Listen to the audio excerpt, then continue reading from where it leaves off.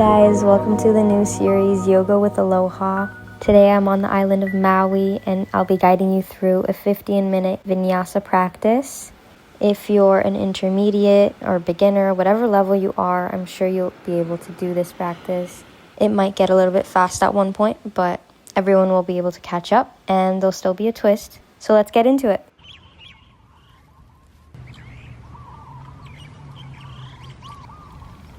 Come to a comfortable seat on your mat, and we'll start off by releasing some tension in our neck and shoulders, just starting to move them up and down and in circles and whatever feels good in your body. Take a moment to also notice how you're breathing and slow it down if necessary. And right now is also a great time to set an intention for your practice if you want to. It can be as simple as just being present.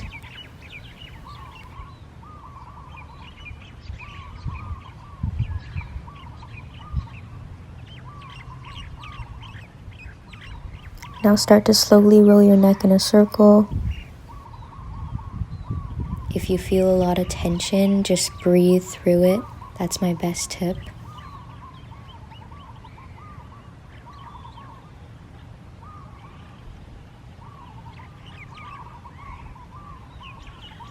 And we're going to drop our left ear to our left shoulder and feeling a stretch on the right side of our neck. And you can just gently press on your forehead to go deeper into the stretch. And switch sides, right ear to right shoulder.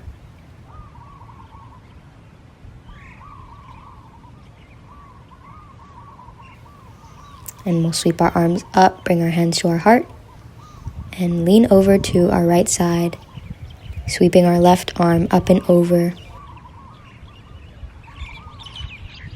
stretching our left side, and sweeping our right arm up and over, leaning towards our left this time, and feeling a stretch in our right side. We'll come back up to neutral, sweep our arms up and above over our heads, and twist towards our right. Bring your left hand to your right knee and try to keep your back straight. And as you exhale, twist deeper into the pose. We'll do the other side, sweep our arms up, and exhale, twist towards the left side. Twists are really, really good for increasing blood flow and detoxifying the body. Now we'll come back to center. Start slowly rolling our shoulders back.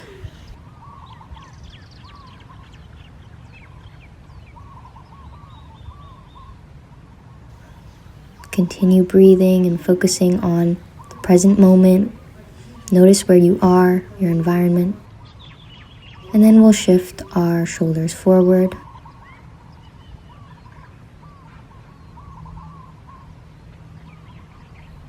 Now we're going to come onto our hands and knees into tabletop. Make sure that your knees are underneath your hips and your hands are underneath your shoulders. And we're going to do some cat-cows to warm up our back. So on our inhale, we're going to gaze up towards the sky, bringing our belly down, lifting our chest up. And exhale, we're going to round chin to chest. Just go at your own speed.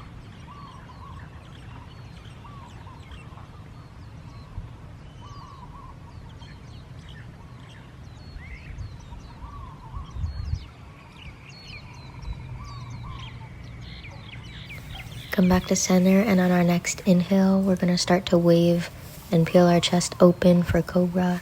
Press into your hands, draw your shoulders down, and shift back into child's pose. Take a rest, let your forehead rest onto the mat. We're going to start to move a little bit faster, and this time we're going to come from child's pose to baby cobra, so staying on our forearms. And quickly shift back to child's pose yet again. Notice how you're feeling. Maybe there's already a difference in how you've shown up today. And maybe there's not. and that's still okay. There's still room for improvement. Now we have to warm up our wrists, so we're gonna come to tabletop again, and we're gonna bring our palms facing up so our fingertips are pointing towards our body, and gently press down into the mat and start to shift back and notice the stretch that you feel in your wrists. We're gonna bring our hands back to where they were before and start to press into your palms and shift your hips back, downward facing dog, and just start to bend one knee at a time, pedal out your feet. You can have your knees bent in your down dog if it's too much. And make sure that your hands are nice and spread, and you want to grip the mat with your fingertips to help support your wrists. On your next inhale, we're going to straighten our right leg and lift it up towards the sky, and bend our right knee and start to draw some circles, trying to find our balance. Now we're going to step our right foot in between our wrists, bring our back knee down into low lunge, sweeping our arms up and bringing them to our heart. Low lunge is one of my favorites for getting into the hips.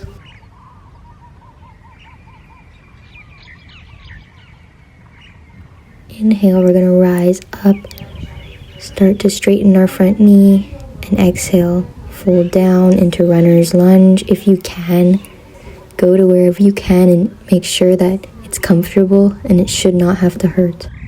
This pose mainly stretches the calves and hamstrings.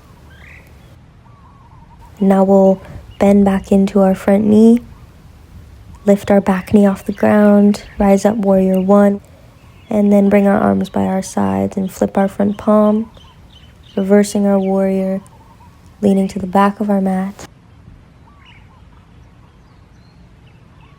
and coming back to warrior two with our arms by our sides, and windmill our hands down, stepping back to plank, and shifting back to downward facing dog, where we'll pedal out our feet again. Just keep bending one knee at a time, taking your time. And now we're going to do the other side. So, three-legged dog, with our left knee drawing the circles this time, and stepping that left foot in between our hands. Coming to a low lunge, sweeping our arms up, bring our hands to our heart. Try not to bend too much into that front knee and keep the knee on top of the ankle. And shifting back. Runner's lunge, make sure your spine is nice and straight. Having a bent knee is perfectly fine too. I do that all the time. There's no shame. And bend that front knee, lifting our back leg up, back knee up.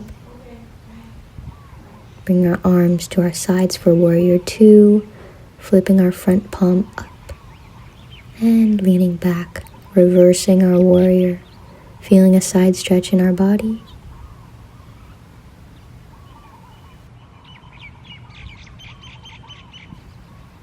And exhale. Windmill your hands down, coming back to downward facing dog. If you're a beginner, you're going to want to see this next pose, or sequence I should say. It's basically chaturanga or modified chaturanga. So I'm going from downward facing dog and I'm shifting forward, putting my knees on the ground. If that's an option, if you want to put your knees on the ground. If not, you can have them lifted. It's just going to be harder.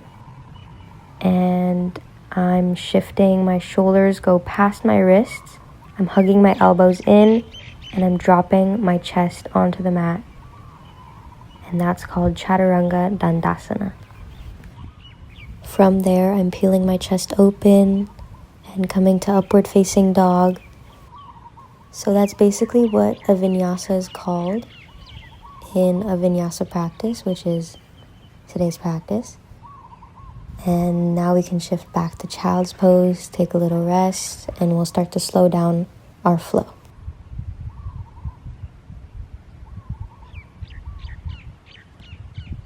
Check in with yourself. Remind yourself of the intention you set at the beginning of your practice. and carry it with you for the next few minutes as we end our practice together.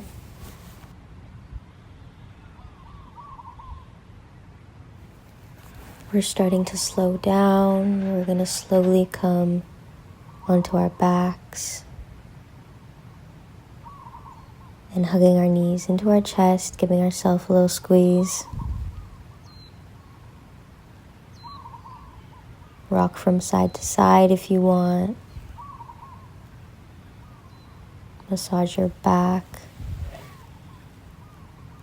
And now we're going to come into what's called happy baby pose.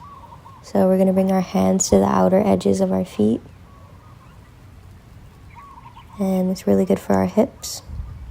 And now we're going to draw our right knee into our chest and draw it to the left side of our body. And gently press on your right knee with your left hand to go deeper into it.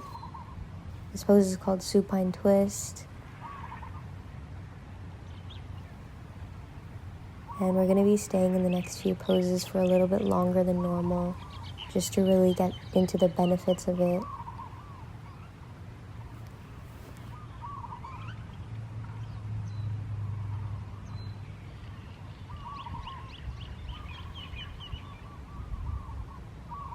Now come back to center. We're going to draw our other knee into our chest, so our left knee, and bring it to the right side across our body. And you can extend your left arm onto your left side.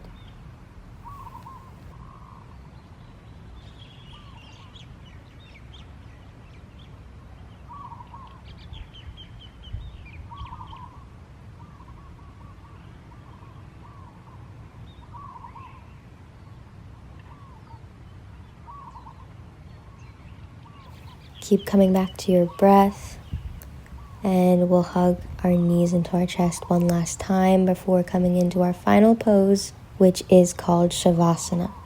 It is personally my favorite pose and how I love to end my practice. I like to describe it as a kind of sleeping position used to focus on our breath and feel the benefits from our practice. I like to do a breathing technique called Dirga Swasam, or 3-part breathing, to help realign my nervous system. Basically, how it works is I start by breathing into my chest and filling up my lungs, feel it rise, and I keep breathing into my belly and feel that rise. Then when I exhale, I let my belly fall, and then my chest fall. And then the cycle starts again. I breathe into my chest and breathe into my belly, and then they both fall. And it really soothes anxiety and stress. And if you don't want to do that, then you can just practice your own breathing technique or focus on your natural breathing or whatever you want to do. And these next few minutes are just for yourself. So I'll just leave it up to you to decide what you want to do.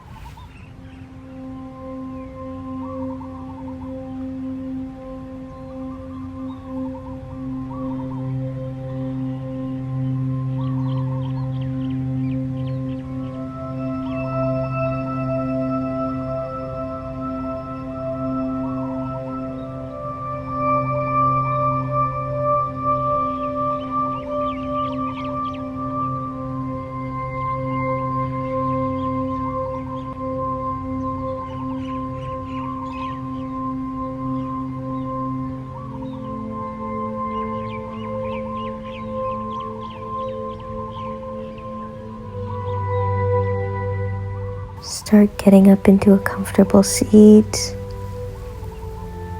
You might feel a little bit tired. I normally am after Shavasana. I wish I could stay there forever.